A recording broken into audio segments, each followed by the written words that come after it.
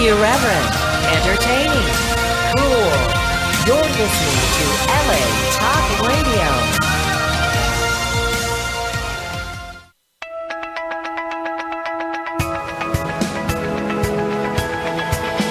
You're listening to Peace Fund Radio with Ethan Dettenmaier and Adrian Paul, right here on LA Talk Radio. Good morning. It is a beautiful, chilly, sunny day here in Los Angeles, and we have a lot of stuff to talk about this morning. We've had a big week. I've actually come back from Vegas. Do you know I went to Vegas, Ethan, this weekend with my lovely wife? Excellent. What's the reason? Well, we Just actually we went for a poker tournament, for Best Buddies Poker Tournament. It's a great organization. Helping. Are you guys best buddies? Well, we're best buddies. We've been best buddies for a couple of years. Yeah, anyway. Actually, this morning... That is a Hall of Fame answer. Yeah, we've been best buddies for a couple of years now. What were the we magic before that? That is Peace Fund Radio. Yes, the magic this morning. I hope everybody's doing well out there. We've got a lot of topics to talk about. First of all, I actually want to talk about Friday, because Friday is Universal Children's Day. The United Nations Universal Children's Day was established in 1954 and is celebrated on November 20th each year to promote international togetherness, awareness among children worldwide, and improving children's welfare. November 20th is an important date, as it is the date in 1959 when the UN General Assembly adopted the Declaration of the Rights of the Child. The celebration of Universal Children's Day continues to evolve. This year's theme is Stop Violence Against Children. Children do remain one of the most oppressed groups among humans. Scores of children around the world are neglected, abused, and fail to receive schooling, proper nutrition, love, and attention. Whenever things get rough, say during wars and in violent environments, children are typically the most vulnerable and thus the most likely to suffer, which is what is going to bring us to our topic this morning. But first of all, before I do that, I want to introduce my lovely wife who's here with us. Good morning, honey. Good morning. I was kind of waiting for an introduction. Well, I've got to. Alexandra Tonelli. Well, actually, Hewitt. No, actually, no. Well, I had to wait. I had to get that out there for a second. Gotcha. Yeah. Anyway. Hi, everyone. Yeah. Hello. How are you? That was somebody in the background. Anyway, listen, I think we have to talk about Paris and what happened in Paris, because I think it is a sign of the times, and I think it's changing things around very drastically. I was totally shocked when I heard what happened. Such an organized and premeditated plot, and just a slaughter of people. Walking into a hall and just opening up with AK-47s on people, and a lot of people died. And my hearts go out to all the loved ones of the people that died, and those that are still injured and continue to receive care in hospitals in Paris and around Paris. What did you think about it, Ethan, when that happened? I had the same emotions I think everyone else did. It's appalling. It's tragic. It's infuriating. I mean, it makes you very angry. What about you, Al? I mean, I know our daughter's in a French school, so I know that we had an issue with. She's rolling her eyes at me now. This is good. But the issue is what? French schools on the target list? No, I mean that's the thing is the issue is everywhere. Why was this place and why was France the target in the first place? Does anyone know? Well, I don't know. I don't know why the target was France, but really, I don't think... Honestly, I don't even think it matters. No, I don't think it does. France or not. It's not because of some sort of counter foreign policy statement of some sort? No, I don't think so, because it's all of Europe. We're dealing with a lot of different places right now that, have a terrible... split in their culture and split in their people, because there is a very large influx of immigrants and a lot of people that are not, should I say, healthy people that walk into a culture and want to destroy it and want to put their own ruling onto another people's way of life. And it's not a pacifist way of doing it. It's an aggressive and violent and all-encompassing takeover, but although this has been going on for hundreds of years. Al, you actually, I think the reason Paris was so heartbreaking and shocking for everyone is because it's one of those cities that everybody wants to visit or has visited, or did the whole European thing as a college student, and I think that that's why people are so shocked, because it hits close to home. It's different if you know, there were also other attacks and bombings and this and that in other parts of the world. We are, at least on social media, you're not really, you don't really feel as much because you're kind of immune to it after just reading all the stories all the time about Africa, about, you know, the Middle East, and you're just kind of like, oh, okay, another bombing, another attack. But Paris was like, whoa, this is close to home. And I guess a lot of people are actually saying, you know, well, you know, because it's close to home, it makes us sit up and take notice, whereas there are hundreds of people, if not thousands, dying in the Middle East every day or every few days. You know, I mean, there's a war still going on there, and I would imagine from a Muslim point of view, the West has come in and tried to take over and killed all their people, so they're seeking revenge. They're seeking to take over the West in a totally different way. I mean, let's be clear though, this isn't all of Muslims. I mean, there's like over 2 billion Muslims in the world. This is like a very small group. Absolutely. It's the jihadists that we're talking about. We're talking about a core of people, and that's the issue. But the issue is always that, though. The issue is that you have a small amount of people that do the most damage.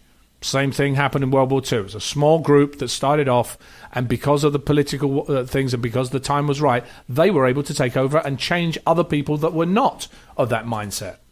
Right. And I think that's kind of the issue. I mean, listen, we talked about mass immigration, the mass immigration that went through Hungary, and I know your father's in Hungary. We have you know, relatives and people that I've been in Hungary for the past 13, 14 years, and I mean, Hungary was you know, blamed for stopping the movement of people through. Yeah, they got a lot of heat for putting up the tall fence, for not allowing supposed refugees in through the country. They just wanted to get to Germany.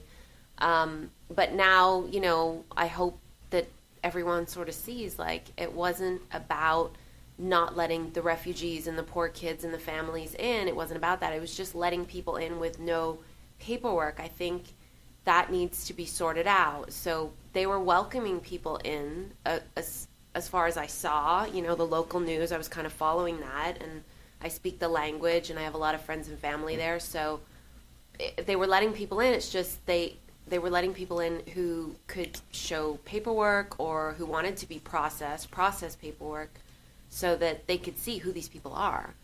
I mean, you can't just, no one's allowed into countries, just walk in, not anywhere. That's the issue in Europe. Europe has a lot of open borders now because it's a European Union. So you walk into one, you get through one that is a European country, you can go to any of the other countries without having to cross a border now. Right. So that's one of the issues, I think, because Hungary was one of the borders of the European Union, they stopped people coming in without having the correct identity and papers coming through Turkey and Greece. And we've talked about that before. And it's scary, too, because when you look at the facts, like, yes, everybody was up in arms over Hungary putting up this fence, and you see horrible footage and videos and pictures and horrible things that are happening by the border.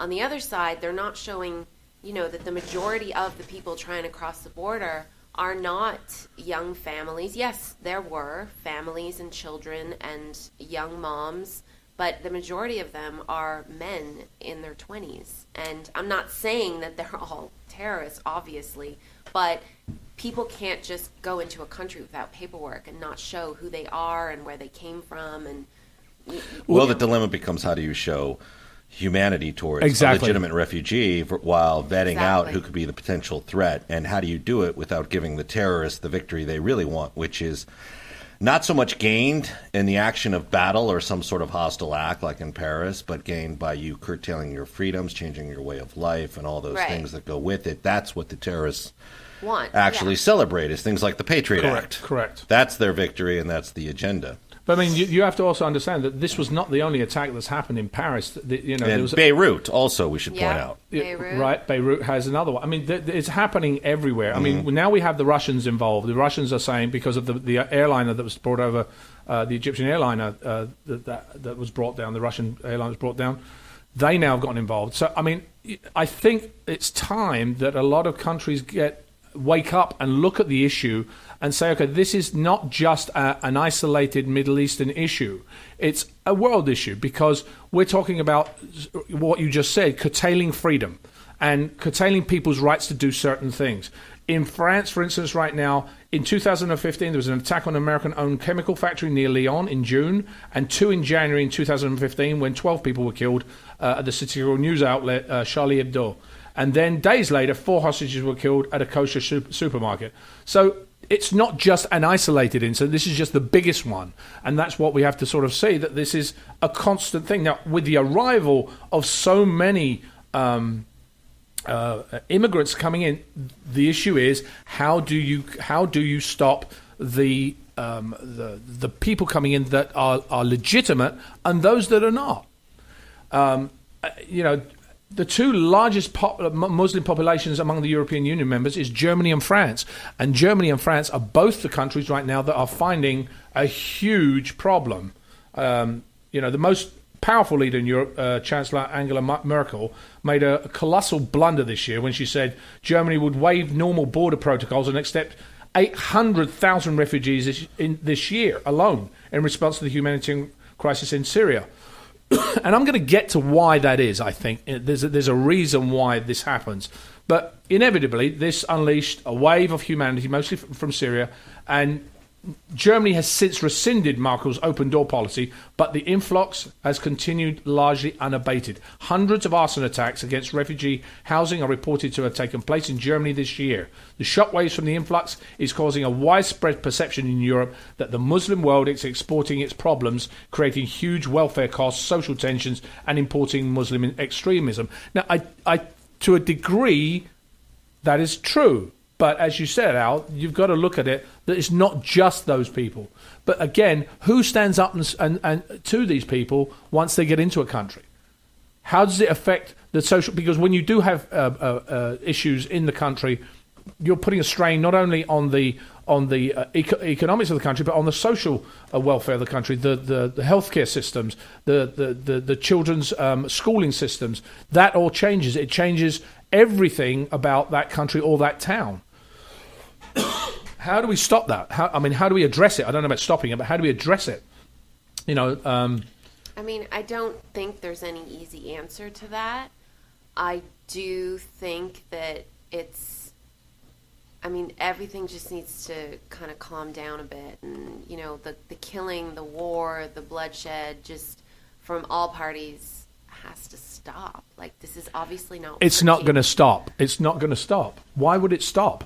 There are people that are so intent on destroying somebody else's culture and way of life and imposing their issue on it. There is a small minority that are doing that.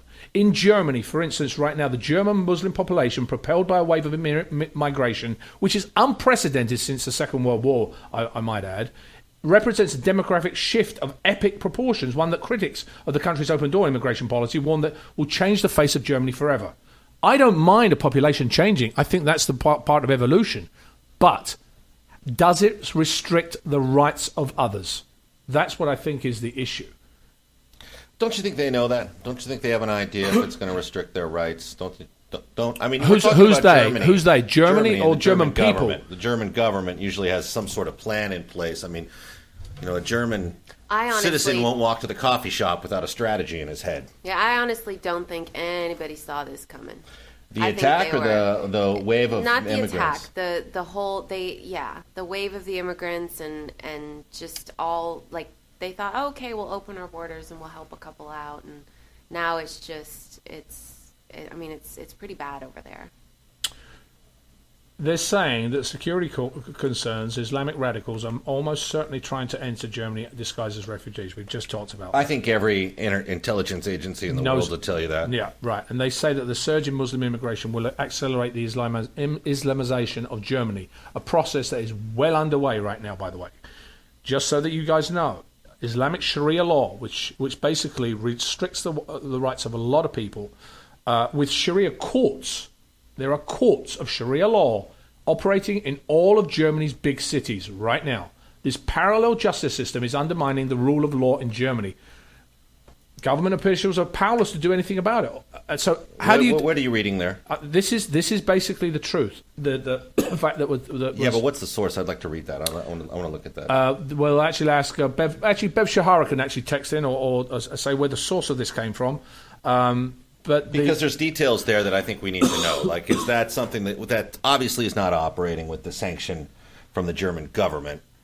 You can't run a parallel court system in someone's sovereign property. It's happening. You can't do it legally, though. So they'll probably try to squash it. That's why we need to know the source on that. In Paris or in France, for instance, in Paris alone, there are 4 districts that the police will not go into, and it is governed by Sharia law. If the police don't go into a district of Paris that's governed by Sharia law, then whose fault is it if there's an attack? Exactly. But that's my point. I mean, again, we're not talking... They need to get some police that are going to go into that neighborhood and shake it up. Look at how it happens here as well. There are drug districts in the U.S. that the police don't want to go into because they're going to get shot at. They're not going to get shot at by just regular guns. They're going to get shot at by AK-47s and everything else. They're afraid for their lives. And that does happen. You don't think the police... That's why the police, they get a lot of slack in a lot of places, but they've got their lives on the line. They're at the front line, and it's happening here. And again, the same thing. This is RTL. Do you know who RTL are? RTL are the biggest, Germany's leading media companies. They actually did an expose, and they basically said that Muslim men residing in Germany routinely take advantage of the social welfare system by bringing in 2, 3, or 4 women from across the Muslim world because they're not polygamists. Basically, they can have more than one wife. And then they marry them in the presence of an imam, a religious leader. And once in Germany, the women request social service benefits, including the cost of separate home for themselves and for their children, on the claim of being a single parent with children. Wow, no way. So right now, that's how it's happened. They bring in 3 or 4. So it's also the question. We're also talking about why is this? Why is this happening? Why do we have all this mass immigration, not just on a humanitarian basis, but on a mass immigration? It could quite possibly be that they basically said that German Chancellor Angela Merkel said recently that she admitted that German multiculturalism has failed. She views mass immigration from the Muslim world as a solution to Germany's collapsing birth rate, which is among the lowest in the world. So what does that mean? A culture's growth depends entirely on the population's fertility rate. A fertility rate of 2.11 is required to sustain a culture. Anything less, it will shrink. The Muslims' average fertility rate is around 3.5. Some estimates are high, while elsewhere in Europe it's as low as 1.2. While the world's population is projected to grow 35% in the coming decades, the number of Muslims is expected to increase by 73% from 1.6 billion in 2010 to 2.8 billion in 2050. Muslims are made up of 23.2% of the global population. 4 decades later, they're expected to make it about 3 in 10 of the world's people. Okay, I have kind of a problem with this, what you're reading. It just makes it seem like we're supposed to be afraid of Muslims. We're not supposed to be afraid of Muslims. No, we're not supposed to be afraid. I agree. We should not be afraid of Muslims. Muslims are people. This article, to me, is just trying to I just, no. Well, the issue is, Al, it's like the old Scottish Braveheart, we're going to breed them out. But that's kind of how it sounds. But how I feel. They're going to breed out the Germans and the French. That's exactly. Here's the thing: our kids are going to outpace their kids. Our world is going to evolve the way it is going to evolve. Like, we cannot, we have no way of knowing which way it's going to go. If they're having more babies, they're going to have, more people on the planet. And yeah, we might die out, but I mean, it just makes it seem like we should be afraid, and I don't think we should. Worlds will integrate, countries, people, like, correct. Who knows? Well, okay, you just said a word. You just said a word here which I think is very important to understand. Integrate. When you go into somebody's home, do you go in and change everything about the home, or would you like to try and integrate, which basically means accept what's in that culture and try and live under that culture's rules and maybe change a couple of things, not change the entire way that it looks. And I think that's the issue. Integration is the issue. What you're talking about, where people have multiple wives and they all claim social service benefits, or to the extent, I'm sure that is not legal. No, it's not. Within the framework of the German, and it happens in England as well. It becomes a subject for their justice system to root out, like any other crime or fraud. It's not something they're condoning. I don't think they don't have the manpower to do all that. That seems they like don't. A lot of work. No police force in the world has the manpower, but they're still going to try to pursue it and prosecute where they can, and hopefully stymie it however they can. Probably more so now than ever. Well, the interesting thing is back in the 80s when there was the Irish conflict in Ireland between the Protestants and the Catholics, that's exactly what they were both trying to do, was outbreed the other. They were having 13 children and 12 children so that they could get more of them to fight the other ones. This is happening exactly right now, is they're trying to breed more people so that they can impose that law on there. So I think that's something else. It's not an old thing. This has happened through history. It's an old strategy, one that doesn't always work because generally you're often breeding them into poverty. People born in poverty look for other options aside from the religion sometimes they grew up in. So it's a chess game to see how that turns out. Maybe in 15 years you got a bunch of Islamic fighters coming out of Germany. I don't necessarily know it's going to shake out like that. No, I know. I mean, I think the point is when you're dealing with an issue that is so sensitive and will radically change the face of a country, you've got to be aware of what those issues are, so that when you go in there, I mean, obviously, when you go in, somebody's going to have an opinion, and if you have an opinion on something, you and I, we all have different opinions on stuff. If we walk in, do we say this is it, and I'm not going to change my opinion? Or would you say, okay, I'll try and work with you and try and accept your opinion, but also it has to also accept my part of the opinion as well? Well, opinions are shaped and governed by facts and knowledge and intelligence that is forever changing. So opinions should also change with the acquiring of new information. Yeah. I have an opinion, you have an opinion, and our opinions could be different by noon today based on what we learn in the next 45 minutes. So, and certainly people with different opinions should be respected, which is more and more difficult in a time like this because everyone is so angry over these attacks that people just want vengeance at any cost. Absolutely. So that no one's really thinking clearly. It's all about extermination and things. And, the things we saw, I think, in the wake of the attacks are, really, it's a shameful way for the human race to behave. Really? From the attacks on down. So I've always respected your opinion. I mean, you've been wrong about a great many things. We won't go into detail here, but I think I've always respected your opinion. Here we go. And I can agree with you there. And I've been wrong. Oh, I've got 2 against 1 this morning. This is good. I know. I like it when your wife comes into the studio because then I feel like I have an ally. But the truth of it is you've been very smart about some things, and you are deserving of respect the way any member of the human race is with an opinion. I just hope that temperament and emotions do not go into governing people's opinion, where they are steadfast in what may be a way of thinking that's unhealthy. Well, we found that mistake after 9/11. We did. That was, everybody was up in arms. It didn't matter what you said about anything. We were going to go and get revenge. Yeah. And that was the problem. I mean, I think we have to look at that. That's the thing. Like, if you look at our track record and the history, I don't really think it's a good idea to go in with. Well, we're terrible at nation building. That goes back to China after World War II. We don't really have a good track record. And quite frankly, the American economy can't support it. Right now, we can't really get involved in a conflict that's too extensive, and we can't really get involved in a situation where we're going to rebuilding the situation. Involved. And the ISIS units that invaded Mosul were mostly like 60% conscripts from the Free Syrian Army that was battling Assad. So I don't even know which line some of these people are on. And here we go. Here's where actually ISIS originated. ISIS were a very small group. They Right. couldn't actually get their hold on anywhere in Iraq. They then moved to Syria. They couldn't get a hold in Syria. So what happened was the U.S., the European Union, and Russia funded and sent armaments to the people fighting against the state in Syria. A lot of those people eventually then became ISIS.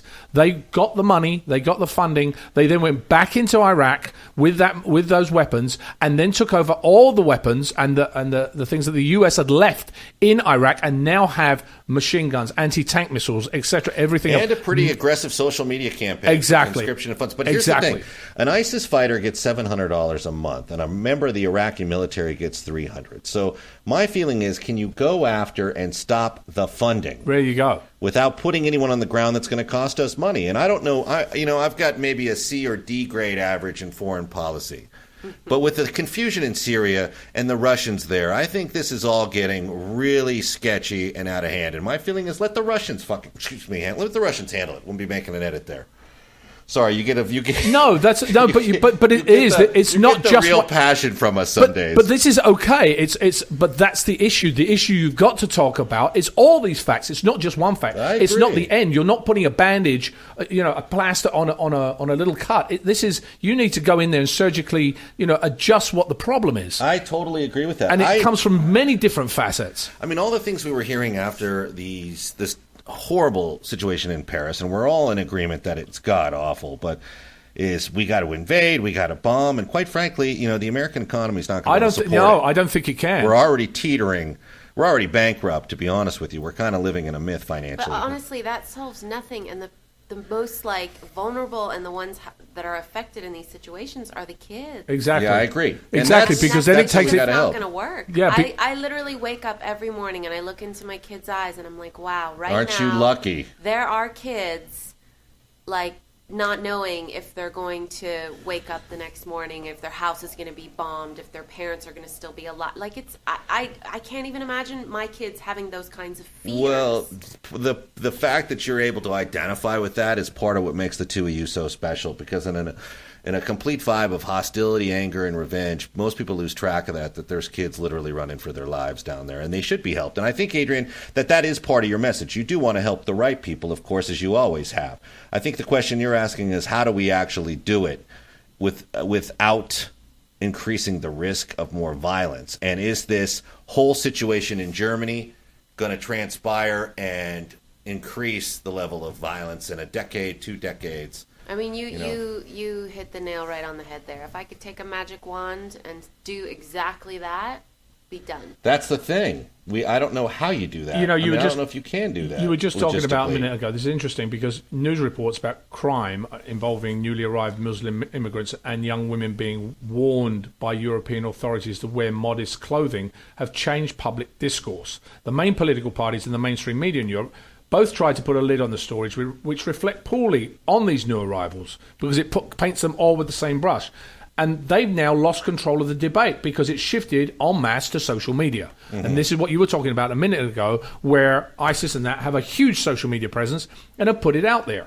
So the European Union itself has exposed as hostile to national sovereignty during the Greek financial crisis, is now perceived to have failed to protect European sovereignty at its most basic form, protection from invasion. That's what the statement, the comments are going around now. You and I are in agreement that, from just a respect and ethics standpoint, when you enter another country, you're subject, as a guest there, or as a future resident there, you're subject to their rules, their constitution, and their way of life to a large extent, with the exception of the freedoms you're allowed. So I think a lot of what you're pointing out is subject for that particular country's justice system to sort out. I'm not in favor of any of that. I don't think we would go. We've already had this discussion. We're not the types to go to Spain and make sure that everyone in the Spanish neighborhood we live in starts speaking English and joins our religion.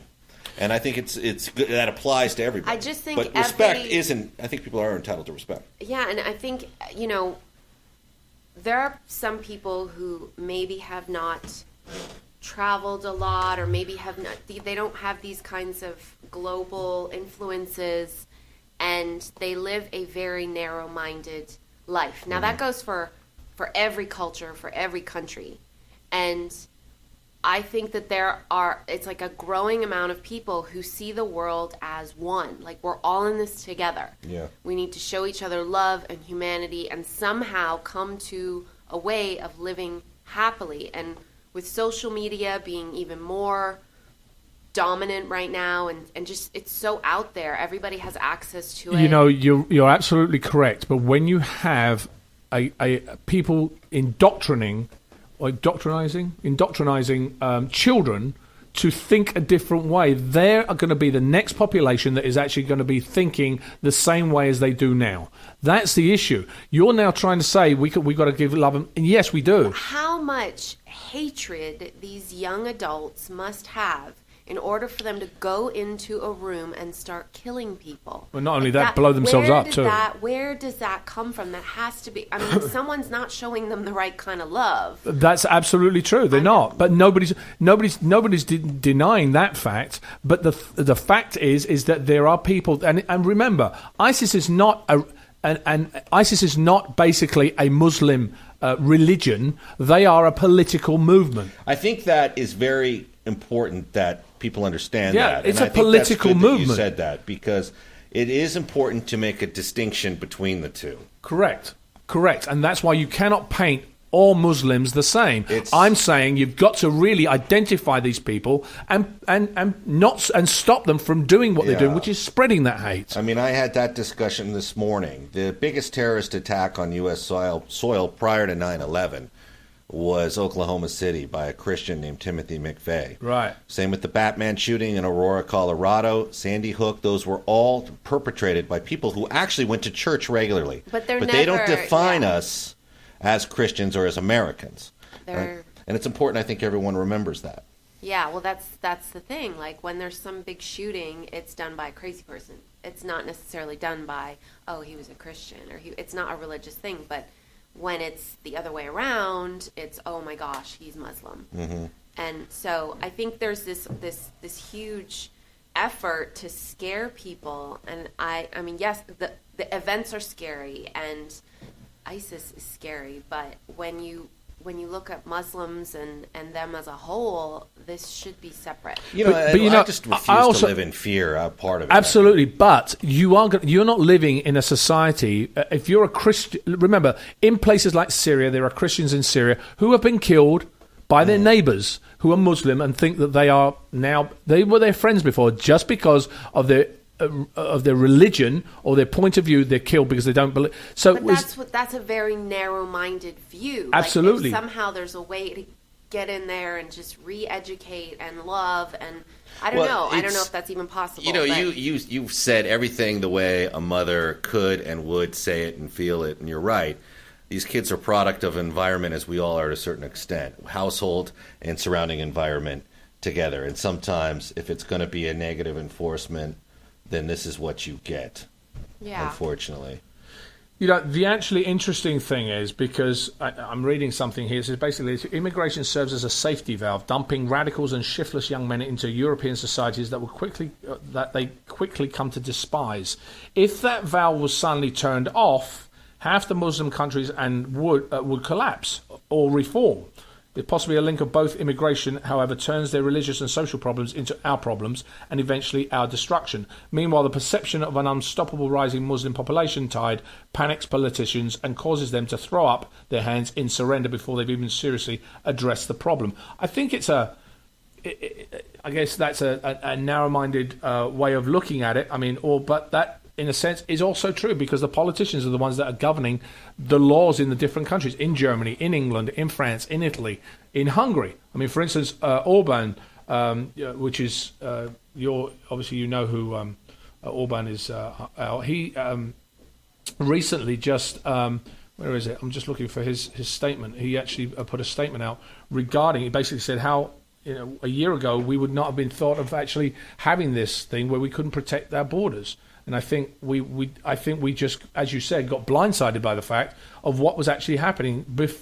And I think that's part of the issue. We sit back and just expect things to happen and run by the laws or the rules that we govern it by. But other people have different ideas, and we have to be smart on that. There's no doubt that there are families who are living in hell on earth and they want to get out of Syria. Right. There's no doubt. They are trying to give their kids and their families a better life.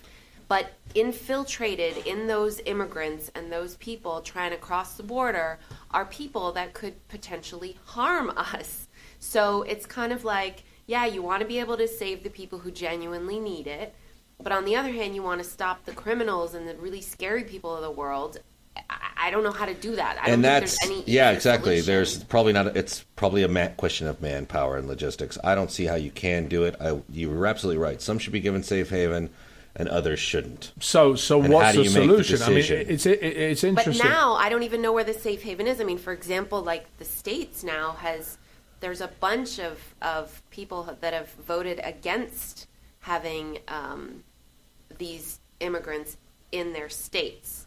So I don't know which states have said because Obama yes, said he's going to bring in 100,000. Well, he pledged to bring 80,000. in some immigrants, yes, and so he's not the only politician to do that, obviously. And my first question is, would you want to immigrate to those states in the first place? Because you're probably not going to be welcome even if the policy's not in place. I know, but coming from a desperate, like, if I were to see through these mothers' eyes or these fathers' that's eyes, the thing. They don't care. They're like, I can deal with racial slurs. As long as I'm it's alive. all you know, subjective, but yes. I don't have yes, to be that's bombed, the problem. at night and worry about my kids losing an arm tomorrow or whatever. So for them, I see, and there's even a 2-year. They really have to do a background check. Why didn't they instill, or have they put together some UN no-fly safe sectors in Syria? Are they on the ground? Like, we instituted that in Iraq after Gulf War I, in part to protect the Kurds. Have they tried to put that in place? We've done that. We did that in Nanking during World War II. I mean, have they? Has anyone tried that? I think that was one of their problems, right? That they had areas that were highly civilian, but then somehow the bad guys are infiltrating, and so they can't. Well, that's do that. You see, anything. this is again here. You're talking about an issue. Yeah. We basically say, well, we're not going to bomb an area that. Or I'm sure we've done it before. I don't think it's the last time. But the leaders, they know where they are. They know where the Sharia headquarters. The ISIS headquarters is. But because it's in a densely populated, they don't want the political. Debris coming out of that if they bomb it and kill a lot of civilians. However, from the other point of view, ISIS wouldn't give a damn about that. So it's a whole different shift in ideology and thought process and who those people are. Mm-hmm. Now, let's just talk about the answer, because I think you need to look. Europe, what Europe has done because of the low birth rate, they have brought in immigrants. And I'm not talking about just Muslims. I'm talking about immigration. Period. They brought a lot of immigration people in. Because let's talk about the economic problems of Europe's low birth rate, early retirement business model. It's been known for years. But rather than do what societies have done throughout history, have children, Europe's political class decided to continue partying and bringing in immigrants from the third world to have their babies in Europeans' hedonistic lifestyle that consumerists refuse to have. There's only one solution to these woes. You've got to have more babies. The people of these countries... What? That's what it is. Because otherwise... Baby, we're not having any more babies. I'm not talking about you and me. I'm talking about the general political classes in Europe. They have to do that because sooner or later, they have to bring an end to their living for now partying culture and become responsible adults who parent and invest in children. Well, the only future that any responsible society can possibly have. Otherwise, you're just going to lose your entire way of life. Anyone who's hung out with me socially knows I prescribe to the live for the now culture to a degree that's probably criminal. But the question becomes, I think these conversations, though justified and probably right to have, I think it's always good to discuss things open-mindedly. I think we're playing into the terrorist hands by making it about race and newborns, exactly. And I don't know that we should do that. And you've never done that. You've always stood clear of that. And I know what your discussion is here. But I just think like they're going to, we're dealing with two ideologies that are going to transform or try to teach their Unabombers that we hate them, and we hate them because. Right. And I think I'm really kind of concerned in conversations like this, or if we're making it about, well, they're coming in here and they're having more babies, so we have to have more babies because we're German and they're Syrian. I don't know. How do you stop? Because it's not just about religious. I want to bring John Bailey in because we've got the hero of the week to bring in, but because we've lost him this morning. But the fact is, how do you stop? It's the social economic problems of a country. And that's why, because a lot of people don't want to go and do the menial jobs. They don't want to bring it. They don't want to go and clean the toilets and sweep up and do that. So what they do is they bring immigrants in to take those jobs up. Yeah. And that's part of the issue, right. Because they don't want to do it, because they don't want to have. There's not enough people to do those jobs in that country. So they bring people into it, and it's not just Muslims; it's everybody. I agree. So that's part of the issue, and that's why I'm talking about more babies. It's not just because let's outbreed them. Well, look, I got to be honest. I don't know if it's right or it's wrong. We're only discussing it. And as it happens, we're discussing it probably in front of 1 million people. But, it's like I'm always reluctant to make it about race in any way, shape, or form if the conversation can be reduced to just a human level. And whether, I would say a large part of our economy now, especially in California, is thanks to the son of Syrian immigrants, which would be Steve Jobs of Apple. Right. So they're not all bad, and we're quite frankly capitalizing on some of them. And that's not what you're saying. But I know people listening here are going to get all heated and get angry about this. I don't know really what the solution is. I can't pretend to know. I don't have the knowledge, but I do think that you're right. We got to figure out a way, as we've been going around saying, we've got to figure out a way of vetting people and putting a system in place that welcomes those who need to be welcomed while keeping potential and then what do you do when you find a potentially dangerous element? You're not sure. What do you do with that person? Put them on an island. Put them on an island? Yeah. Or put them in the... Well, it's interesting. Because I personally like a lot of islands full. I always put them on an island. I like the islands for the fun-loving people. I don't really know that I want to put dangerous people on an island and take that real estate away from us. I'm not saying it's a 5-star resort. I'm saying and I like the Aleutians off of Alaska or somewhere where it's quite cold. Anyway, sorry, Adrian. That's okay. All right, let's bring in John Bitt. John, are you there and listening to this heated discussion this morning? Are we still there? Yes, I am. Good morning, Adrian and Ethan and Alex. Welcome, as always, to Peace Fund Radio. It's been far too long since we've had you on. Thank you. So, give us a few updates, John. I know you're going to be talking to us about the Hero of the Week. Well, actually, we don't have a new Hero of the Week this week. I wanted to go through some other updates about other things that we've got going on, and I knew our discussion this morning would last for a while. I think it's a good discussion. I think it's an important one to have, and I think that everybody this morning made really good points. I wanted to highlight what Alex had said about how, ISIS does not represent the Muslim population any more than Westboro Baptist Church, who pickets at soldiers' funerals, represent all Christians. It's a group of very bad people, and I think that we need to deal with those people before we can resolve any of these other matters.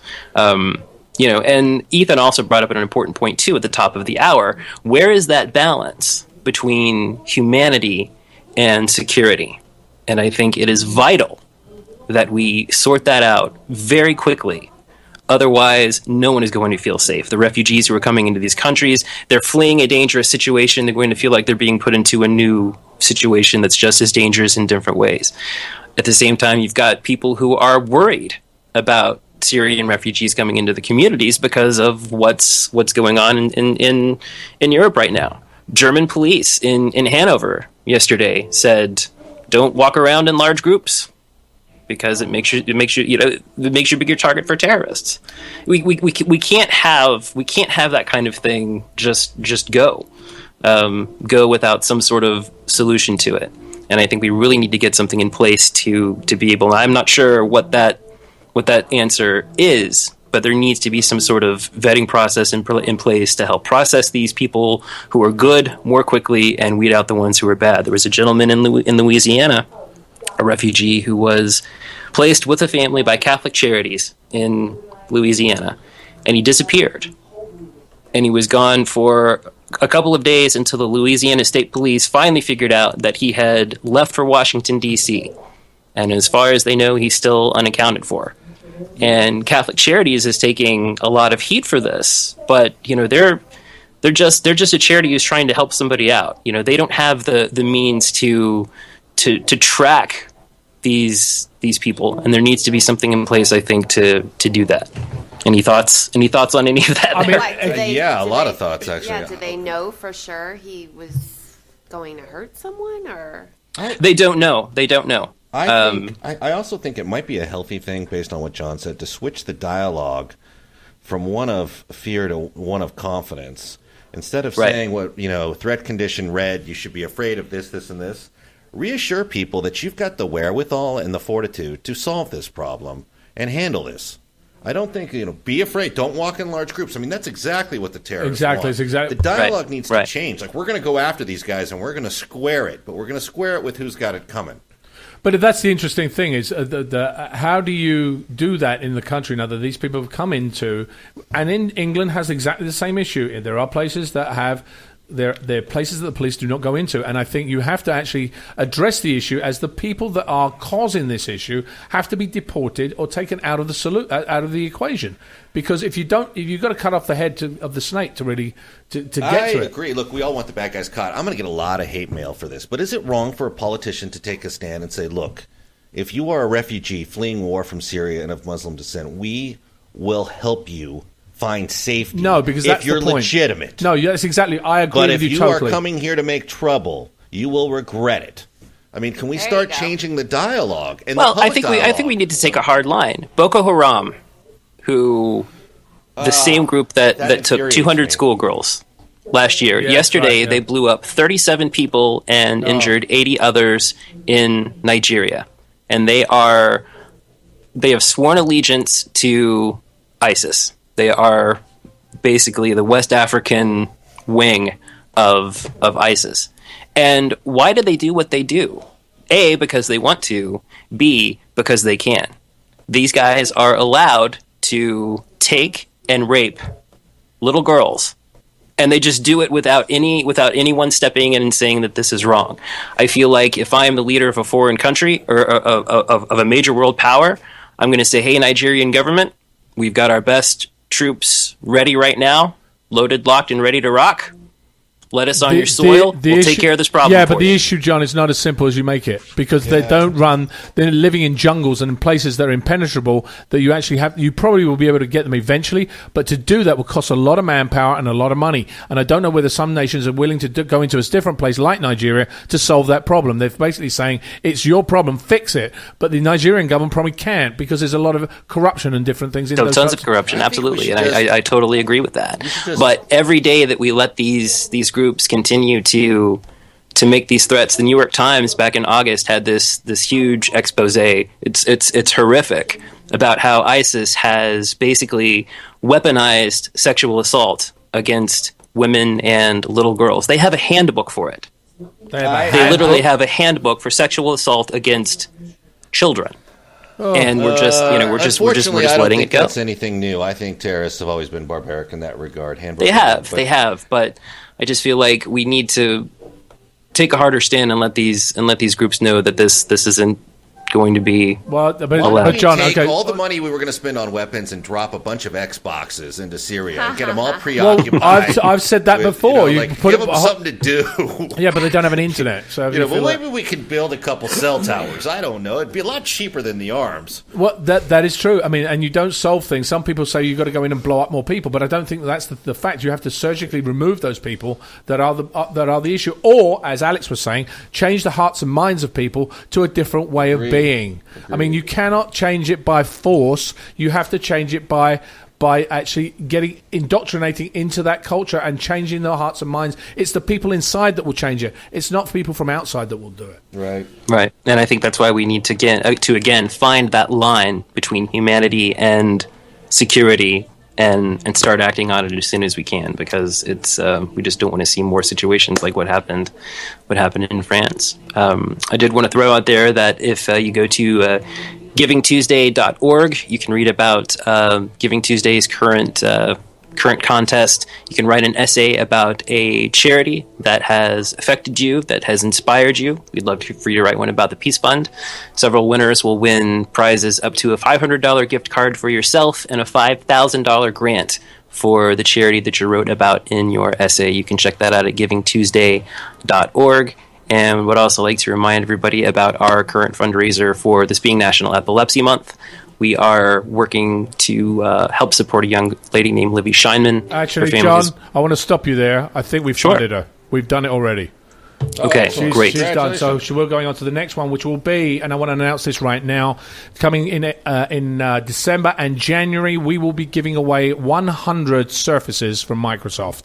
We're going to be working with the Los Angeles Unified School District, possibly. We're going to start the kickoff of this to give away 3 of them at the Kimberly Moore's event, which is on next week on November 24th. And you're going to get a tablet.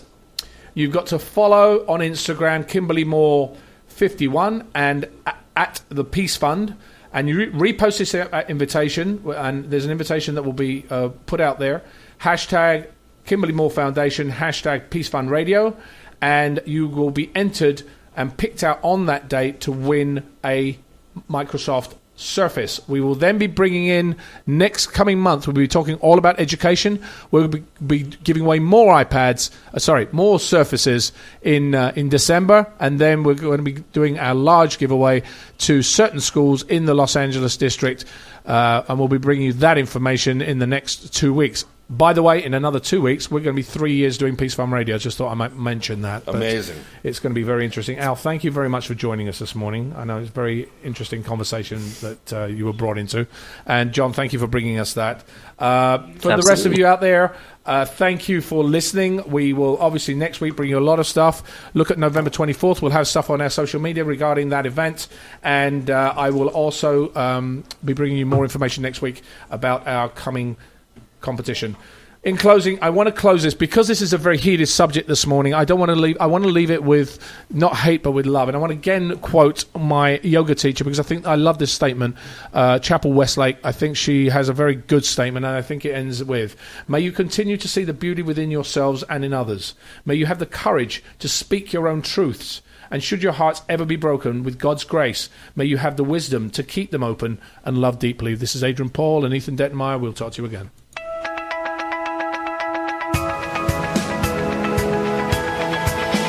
You're listening to Peace Fund Radio with Ethan Dettenmaier and Adrian Paul, right here on LA Talk Radio.